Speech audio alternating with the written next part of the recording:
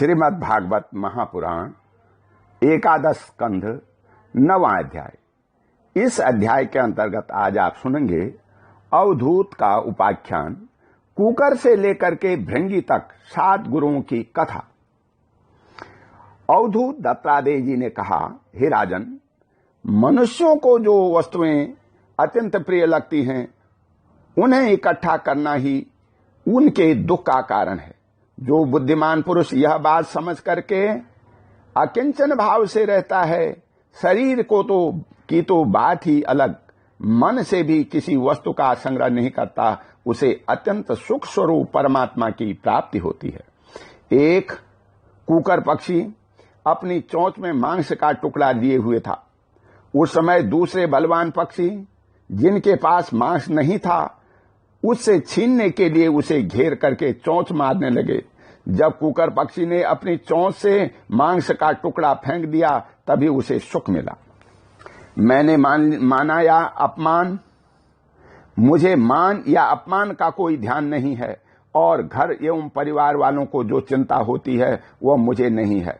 मैं अपने आत्मा में ही रमता हूं और अपने साथ ही क्रीड़ा करता हूं। यह शिक्षा मैंने बालक से ली है, अतः उसी के समान मैं भी मौज से रहता हूं।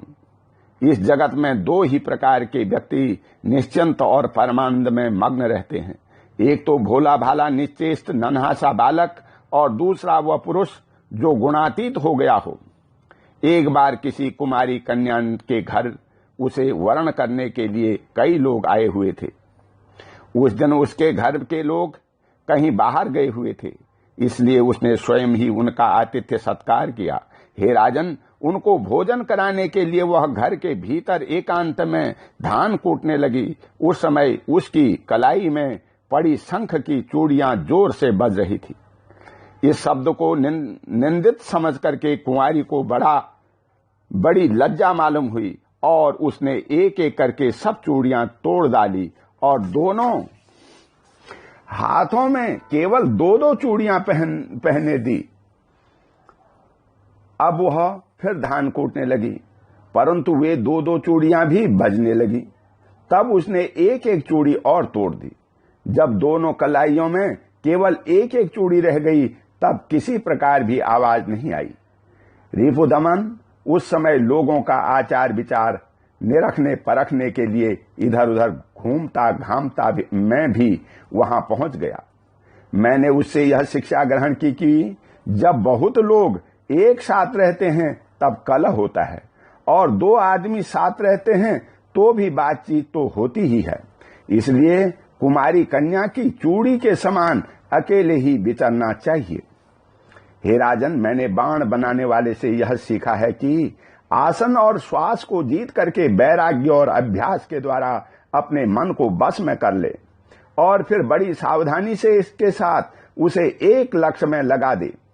जब परमानंद स्वरूप परमात्मा में मन स्थिर हो जाता है तब वह धीरे धीरे कर्म वासनाओं की धूल को धो बहाता है। सत्वगुण की वृद्धि से रजोगुण और तमोगुण वृत्तियों का त्याग करके मन वैसे ही शांत हो जाता है जैसे ईंधन के बिना अग्नि। इस प्रकार जिसका चित्त अपने आत्मा में ही स्थिर निरुद्ध हो जाता है उसे बाहर भीतर कहीं किसी प्रकार का भान नहीं होता। मैंने देखा था कि एक बाण बनाने वाला कारीगर बाण बनाने में इतना तन्मय हो रहा था कि उसके पास से ही दलबल के साथ राजा की सवारी निकल गई और उसे पता तक न चला।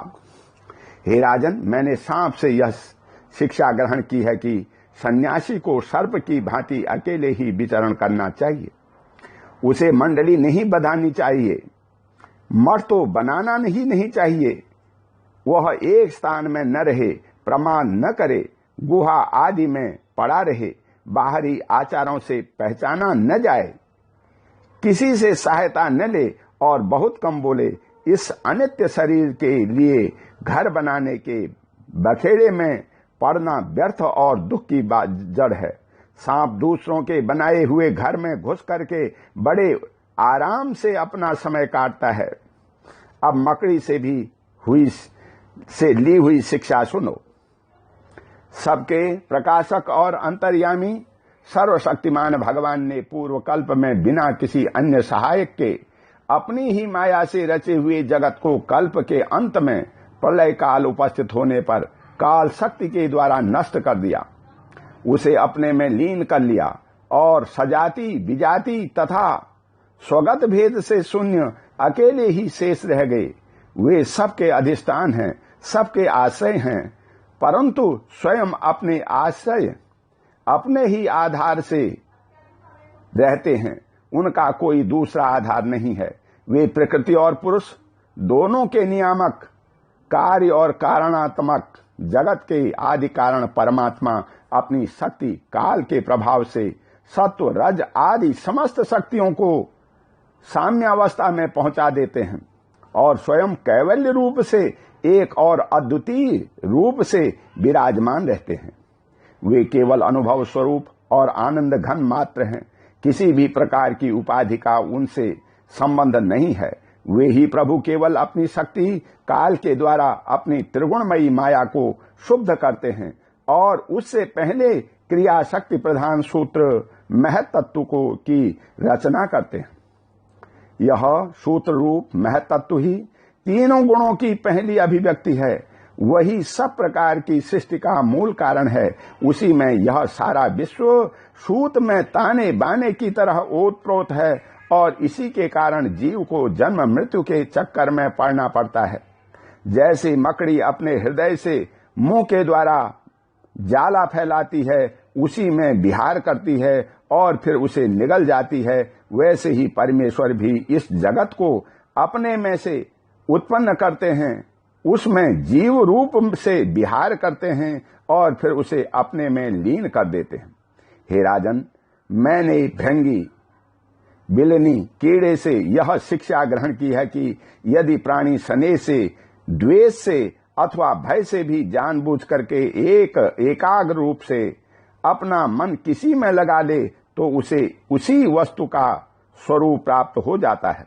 हे राजन, जैसे भृंगी एक कीड़े को ले जाकर के दीवार पर अपने रहने की जगह बंद कर लेता है और वह कीड़ा भय से उसी का चिंतन करते करते अपने पहले शरीर का त्याग किए बिना ही उसी शरीर से तद्रूप हो जाता है। हे राजन, इस प्रकार मैंने इतने गुरुओं से ये शिक्षाएं ग्रहण की। अब मैंने अपने शरीर से जो कुछ सीखा है वह तुम्हें बताता हूं, सावधान होकर सुनो। यह शरीर भी मेरा गुरु ही है, क्योंकि यह मुझे विवेक और वैराग्य की शिक्षा देता है। मरना और जीना तो इसके साथ लगा ही रहता है। इस शरीर को पकड़ रखने का फल यह है कि दुख पर दुख भोगते जाओ। यद्यपि इस शरीर से तत्व विचार करने में सहायता मिलती है, यद्यपि मैं इसे अपना कभी नहीं समझता। सर्वदा यही निश्चय करता हूं कि एक दिन इसे सियार कुत्ते खा जाएंगे। इसीलिए मैं इससे असंग होकर के विचरता हूं।